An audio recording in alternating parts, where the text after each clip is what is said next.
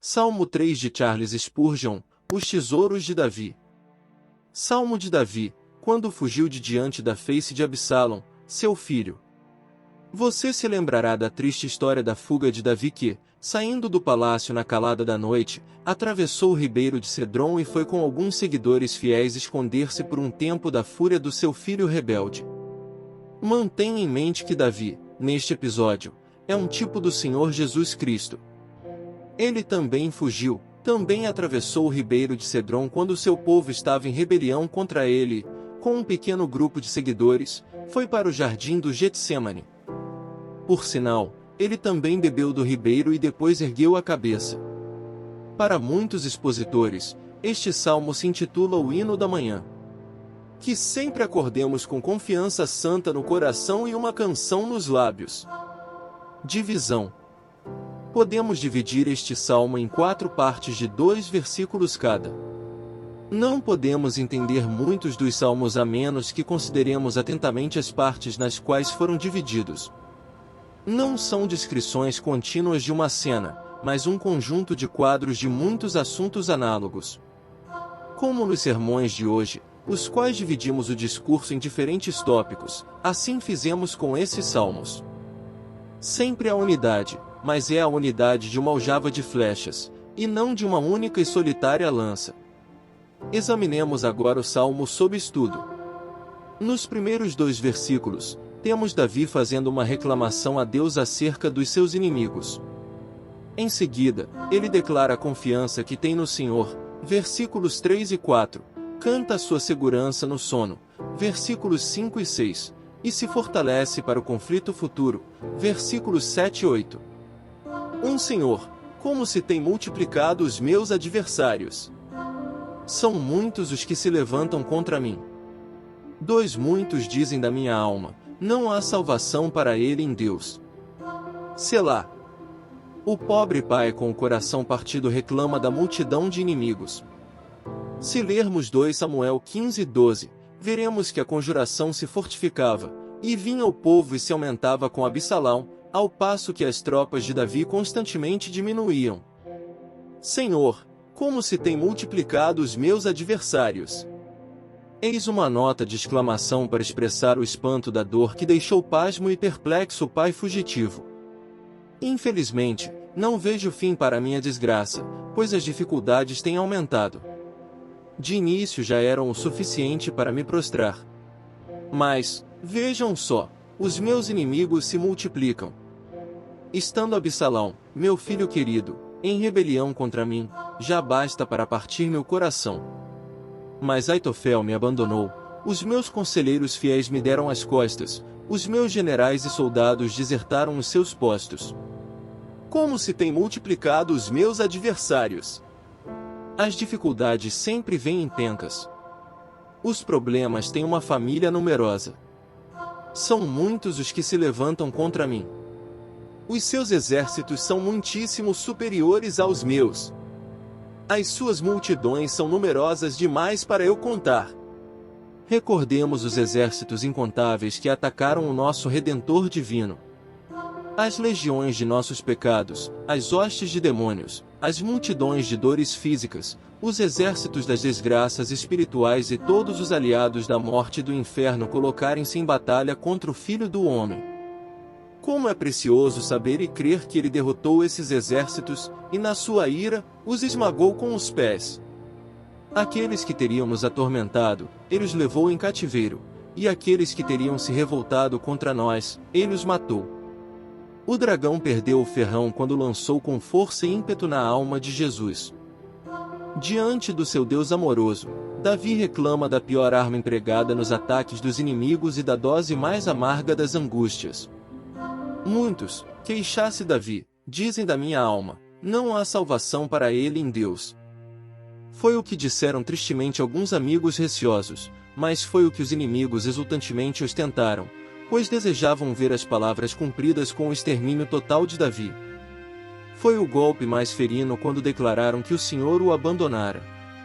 Davi tinha consciência de que lhes dera a base para tal exclamação, pois ele cometera pecado contra Deus à plena luz do dia.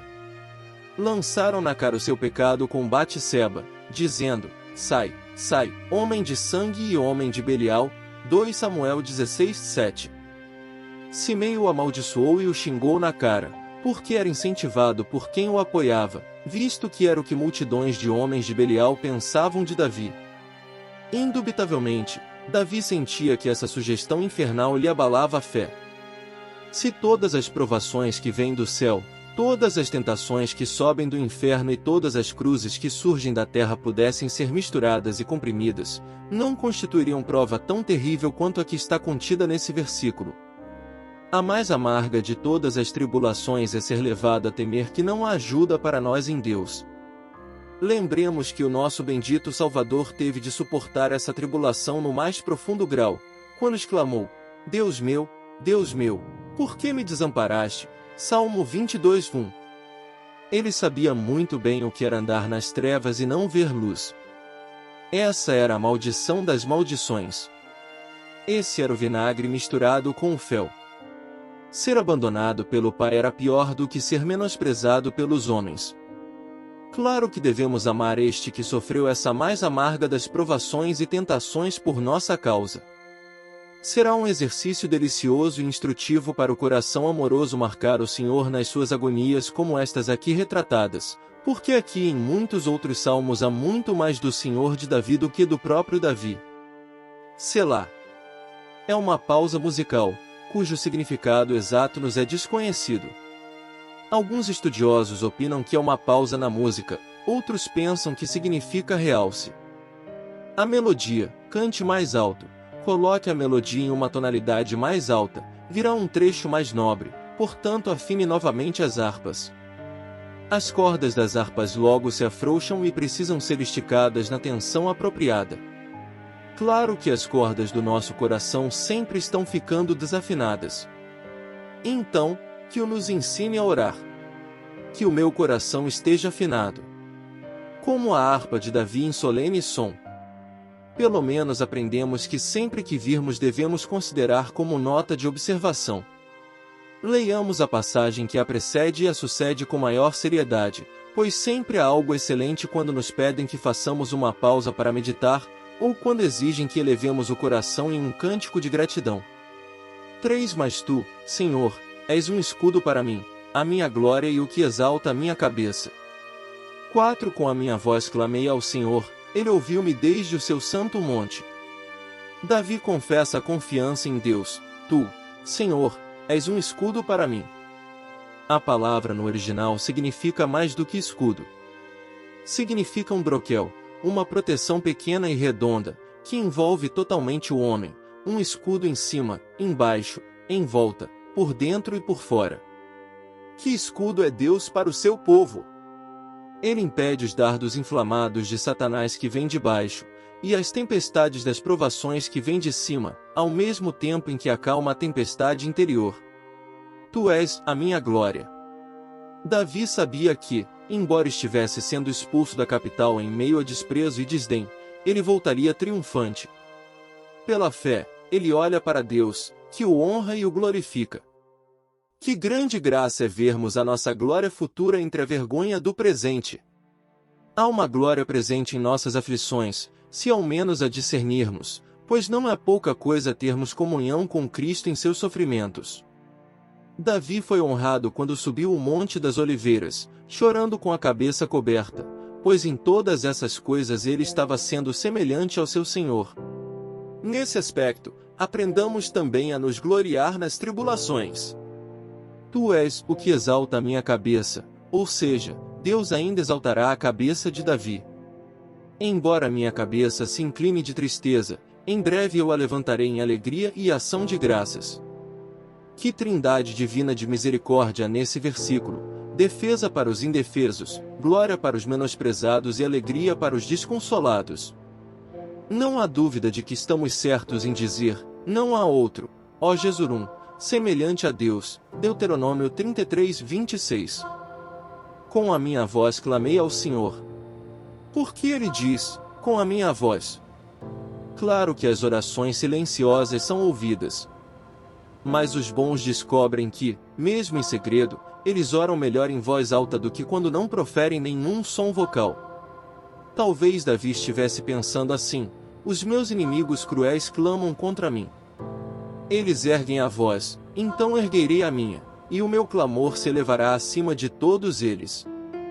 Eles clamam, mas o grito da minha voz extremamente angustiada perfura os céus, e é mais alto e mais forte do que todo o barulho que fazem, pois há alguém no santuário que me ouve do sétimo céu, ele ouviu-me desde o seu santo monte. As respostas às orações são alimentos doces para a alma.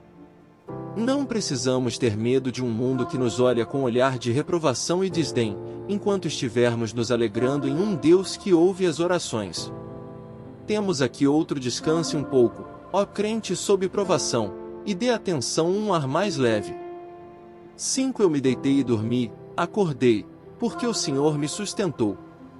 6 Não terei medo de 10 milhares de pessoas que se puseram contra mim ao meu redor. A fé de Davi o capacitava a deitar-se. A ansiedade o teria mantido andando de um lado para o outro, esperando pelo inimigo. Ele conseguia dormir, e dormir em meio às dificuldades e cercado por inimigos, pois assim dá ele aos seus amados o sono. Salmo 127:2. Há o sono da arrogância, que Deus nos livre.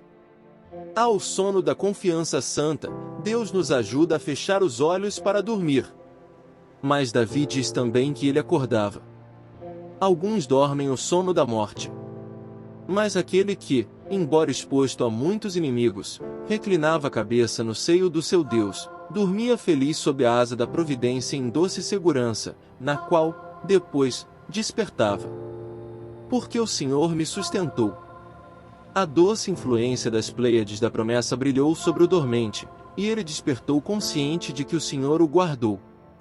Um excelente ministro observou muito bem: esta quietude do coração do homem que vem pela fé em Deus é obra de qualidade superior do que a decisão natural proveniente da coragem varonil. Trata-se da operação da graça do Espírito Santo de Deus que sustenta o homem acima da natureza. Portanto, o Senhor tem de receber toda a glória por causa disso. Afivelando a couraça para a batalha do dia, nosso herói canta: não terei medo de 10 milhares de pessoas que se puseram contra mim ao meu redor. Observe que ele não tenta subestimar o número ou a sabedoria dos inimigos. Em seu cálculo, são 10 milhares de pessoas, que, em sua perspectiva, o perseguem como caçadores habilmente cruéis. Contudo, ele não treme, mas encara o inimigo de frente, pronto para a batalha. Pode não haver meio de fuga. Podem me rodear como o cervo é rodeado por um círculo de caçadores. Podem me cercar de todos os lados, mas no nome do Senhor eu me lançarei sobre eles, furando o cerco. Ou, se eu permanecer no meio deles, não me ferirão. Serei livre em minha própria prisão. Mas Davi é muito sábio para se aventurar na batalha sem oração. Ele se entrega aos joelhos e clama em voz alta ao Senhor. 7 Levanta-te, Senhor, salva-me, meu Deus, pois feriste todos os meus inimigos nos queixos, quebraste os dentes dos ímpios. A única esperança está em seu Deus, mas a confiança é tão forte que ele percebe que só resta ao Senhor levantar-se para salvá-lo. Basta o Senhor levantar-se e tudo ficará bem. Ele compara os inimigos a animais selvagens e declara que Deus lhes quebrou as mandíbulas, de forma que não podem lhe fazer mal. Quebraste os dentes dos ímpios. Ou então ele alude às tentações peculiares às quais ele estava exposto. Eles falaram contra ele, Deus, então, os golpeou no queixo. Era como se quisessem devorá-lo com a boca. Deus lhes quebrara os dentes e deixou que dissessem o que quisessem, pois as mandíbulas desdentadas já não podiam devorá-lo.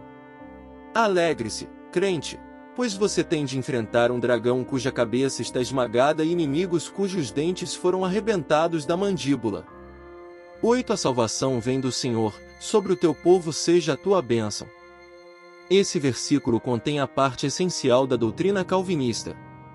Pesquise a Bíblia e, lendo-a com a mente aberta, você ficará convencido de que a doutrina da salvação somente pela graça é a grande doutrina da palavra de Deus. A salvação vem do Senhor. Esse é um ponto acerca do qual lutamos diariamente. Nossos oponentes dizem: a salvação vem do livre-arbítrio do homem.